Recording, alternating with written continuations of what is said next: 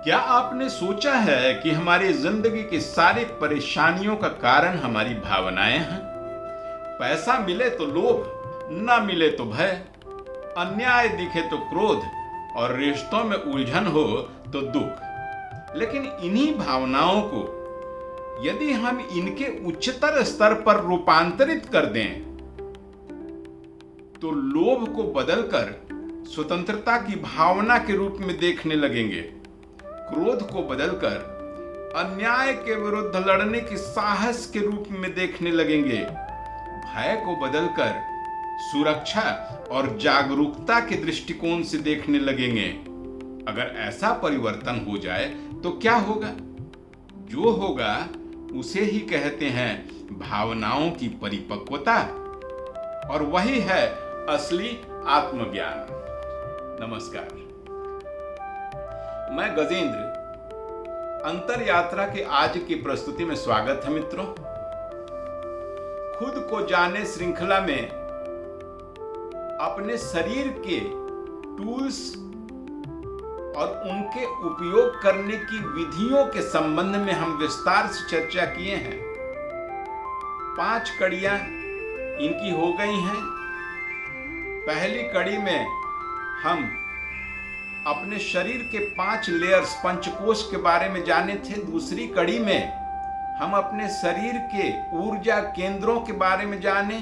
तीसरी कड़ी में ऊर्जा को प्रवाहित करने वाली ट्रांसमिशन लाइंस यानी नाड़ियों के बारे में सीखे। चौथी कड़ी में हम प्राण ऊर्जा के बारे में सीखे कि कैसे ये सिंपल O2 ऑक्सीजन नहीं है। पांचवी कड़ी में हम अपने मन, चंचल मन और शांत गंभीर चेतना के संबंध में जाने। और आज छठवीं कड़ी है।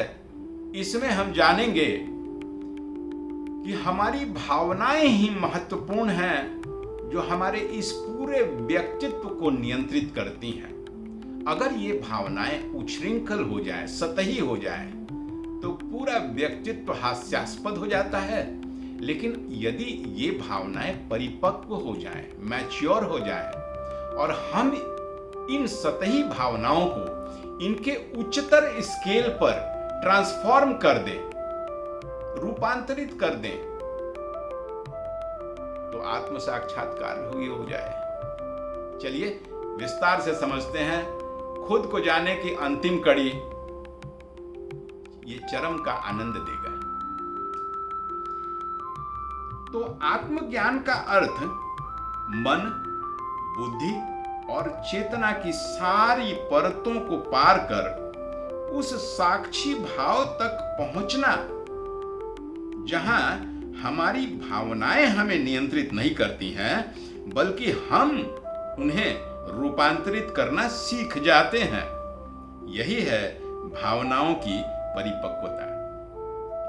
मित्रों, शरीर शक्तिशाली हो सकता है, मन तीव्र हो सकता है, प्राण भी ऊर्जावान हो सकते हैं, लेकिन यदि भावनाएं मैच्योर नहीं हुई तो जरा सी आलोचना हमें तोड़ देती है, जरा सा मोह हमें बांध लेता है, और जरा सा क्रोध हमारी बुद्धि को भ्रष्ट कर देती है, अंधा कर देती है। और कभी कभी तो व्यर्थ के आडंबर में प्रभावित होकर हम ऊल जलूल हरकतें भी करने लगते हैं। महाभारत में दुर्योधन बहुत बलशाली था, बुद्धिमान भी था, धनवान भी था, लेकिन भावनात्मक अपरिपक्वता के कारण वो ऐसे ऐसे उच्छृंखल व्यवहार करता था जो उसके पतन का कारण बन गई। आधुनिक मनोविज्ञान भी यही कहता है कि जैसे डैनियल गोलमैन ने अपनी प्रसिद्ध पुस्तक इमोशनल इंटेलिजेंस में यह सिद्ध किया है कि किसी व्यक्ति की सफलता उसके IQ लेवल पर नहीं, बल्कि उसके EQ लेवल यानी इमोशनल कोशेंट पर तय होती हैं।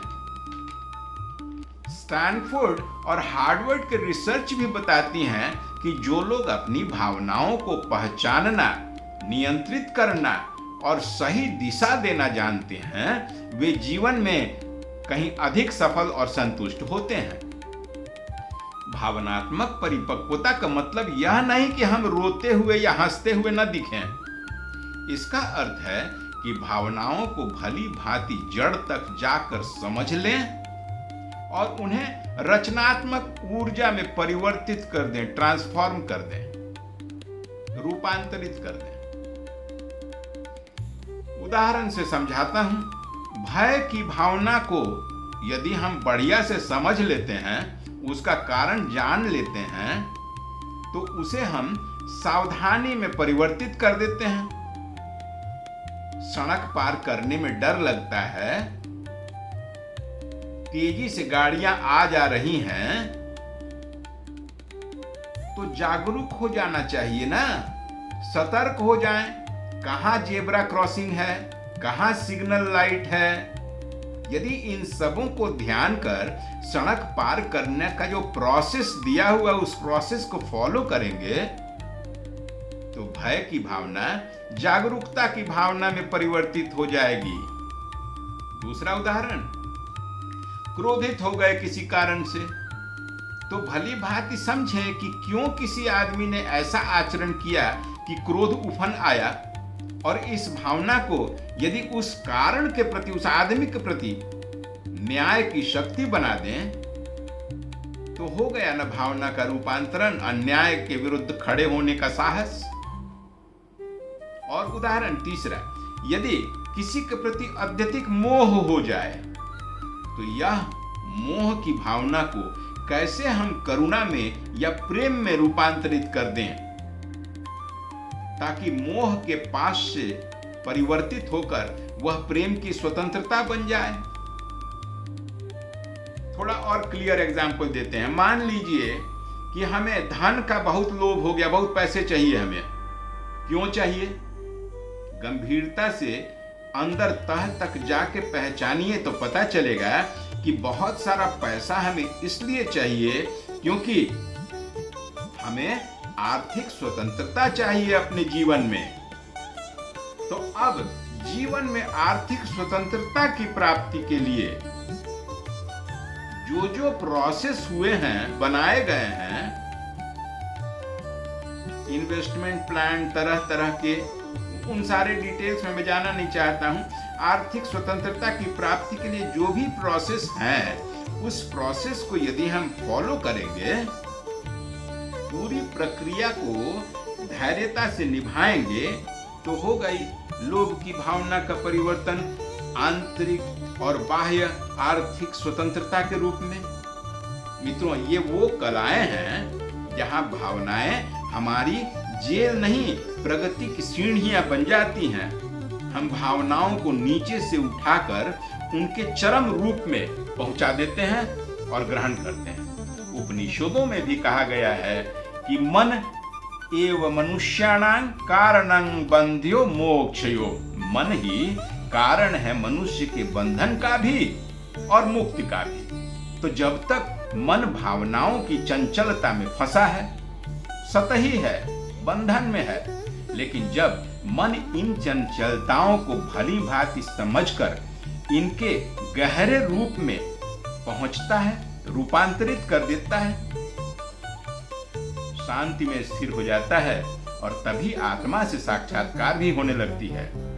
बुद्ध की करुणा, मीरा की भक्ति और गांधी की अहिंसा, ये सब इन भावनाओं की परिपक्वता की ही अभिव्यक्तियां हैं। तो आत्मज्ञान केवल विचार या साधना से नहीं, भावनाओं की परिपक्वता और उन्हें रूपांतरण की कला से होता है।